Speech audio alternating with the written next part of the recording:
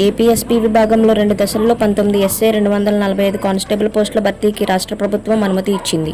మొదటి దశ కింద 2026-27లో 10 ఎస్ఐ పోస్టులు, 125 కానిస్టేబుల్ పోస్టులు, రెండో దశ కింద 2027-28లో 9 ఎస్ఐ పోస్టులు, 120 కానిస్టేబుల్ పోస్టులు భర్తీ చేయాలని నిర్ణయించింది.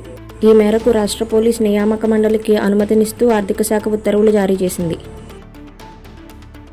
యలమంచిలి మండలం కొంతేరు జడ్పీహెచ్ఎస్ పాఠశాల 9వ తరగతి విద్యార్థి పెదపూడి అరుణ్ కుమార్ అండర్-17 బాలుర జావెలిన్ విభాగంలో రాష్ట్ర స్థాయి పోటీలకు ఎంపికయ్యాడు.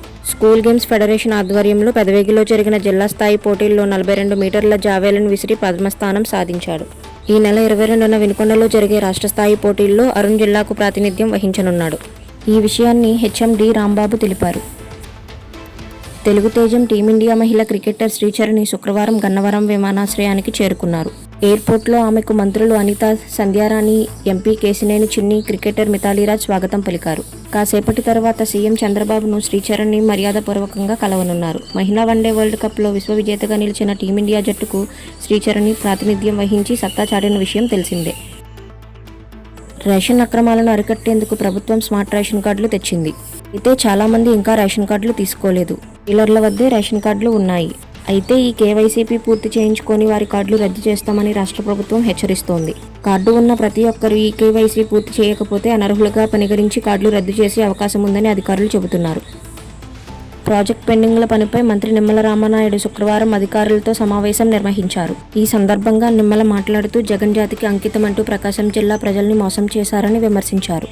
జంట సొరంగాల్లోకి చొచ్చుకు వచ్చిన నీటిని వేగంగా తొలగించాలని అధికారులను ఆదేశించారు. భవిష్యత్తులో వచ్చే వరదలను దృష్టిలో పెట్టుకుని feeder canal, CC wall lining నిర్మాణం డిజైన్లు అప్రూవల్ చేయాలన్నారు.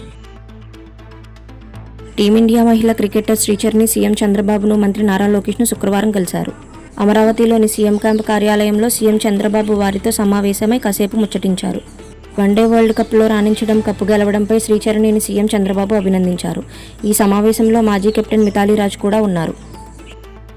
వందే మాతరం జాతీయ గీతం రచించి 150 సంవత్సరాలు పూర్తయిన సందర్భంగా శుక్రవారం ఉదయం మొగల్తూరు మండలం ముత్యాలపల్లిలోని బండి ముత్యాలమ్మ జిల్లా పరిషత్ హైస్కూల్ మరియు గ్రామ పంచాయతీలో ఈ గీతాన్ని నిర్వహించారు.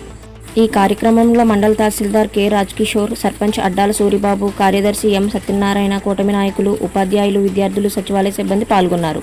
ఈ చారిత్రాత్మక ఘట్టాన్ని పురస్కరించుకుని పాఠశాల మరియు పంచాయతీ ఆధ్వర్యంలో ప్రత్యేక కార్యక్రమాలు చేపట్టారు. ఇంతటితో న్యూస్ సమాప్తం. ధన్యవాదములు. మరిన్ని లైవ్ అప్డేట్స్ కోసం వీకేఆర్ ఛానల్స్ని సబ్స్క్రైబ్ చేసుకోండి. Thanks for watching.